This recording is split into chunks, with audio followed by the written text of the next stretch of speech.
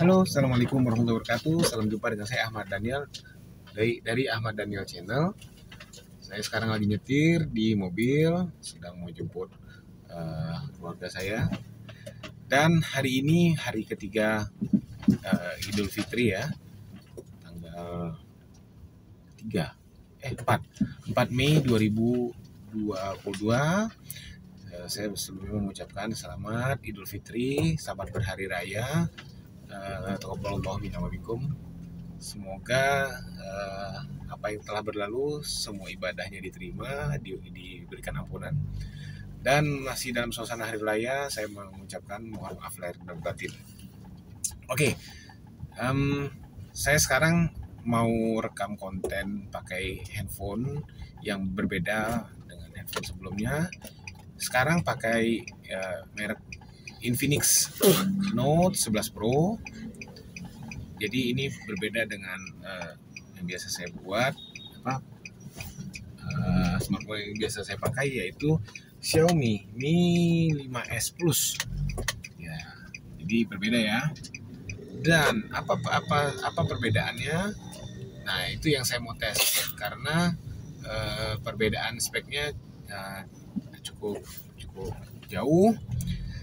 Tapi setidaknya saya kali ini mau coba hasil perekaman video dan tentu audionya menggunakan kamera depan.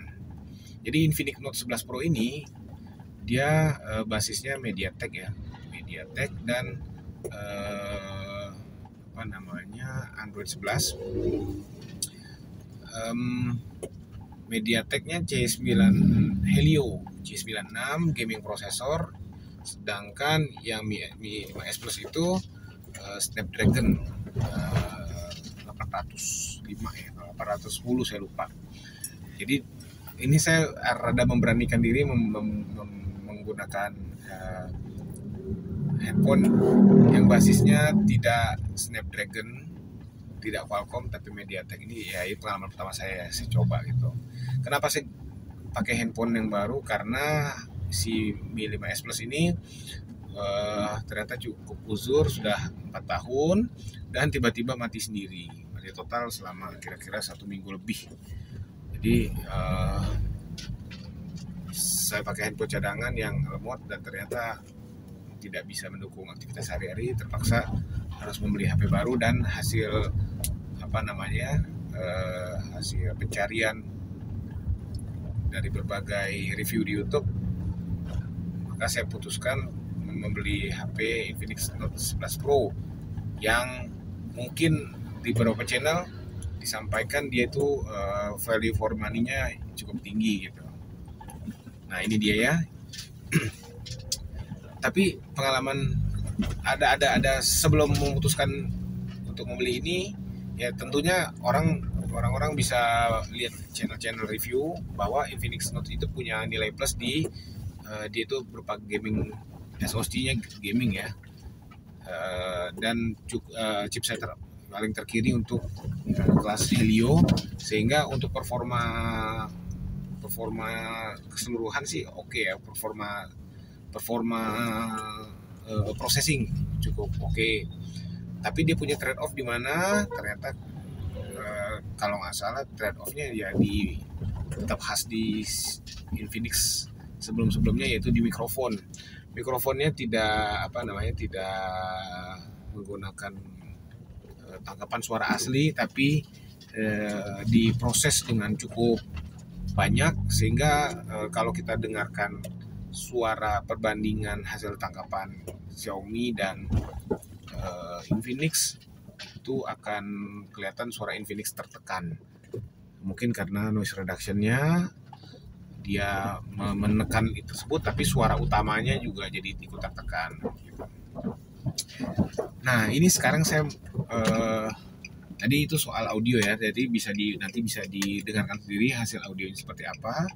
Dan kalau soal gambar ya, ini suasana dalam mobil tanpa alat bantu penerangan ya, cahayanya cuma masuk dari jendela ya, dari cahaya bangunan, dari cahaya mobil lain gitu.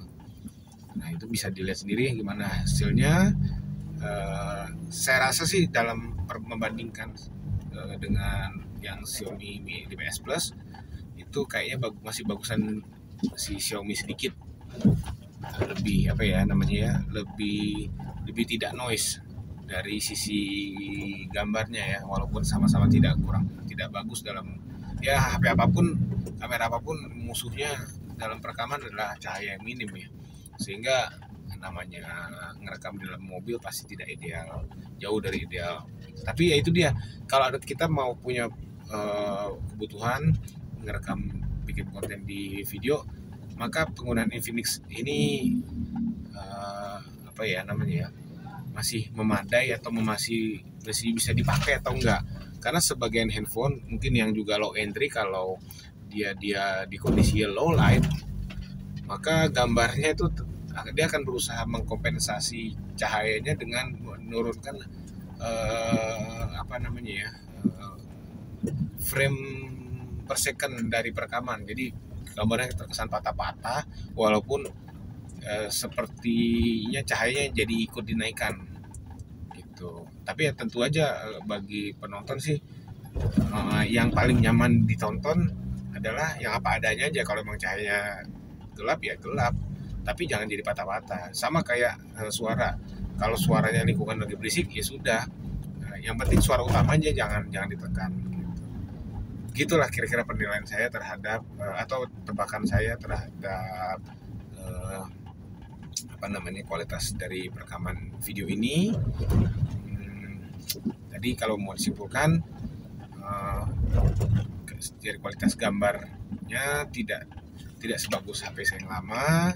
Teman-teman bisa bandingkan sendiri di video saya sebelumnya. Kalau nggak salah judulnya itu adalah cara membangkitkan semangat ngonten kembali setelah vakum konten. Nah itu saya ngerekam di mobil juga, kalau salah berdurasi 20 menitan gitu. Jadi itu ya, teman-teman bisa bandingkan sendiri. Dan terima kasih yang sudah menonton. Semoga video ini bermanfaat. Jangan lupa like, komen, dan subscribe di Ahmad Dirga Channel. Sampai jumpa di konten berikutnya. Assalamualaikum warahmatullahi wabarakatuh.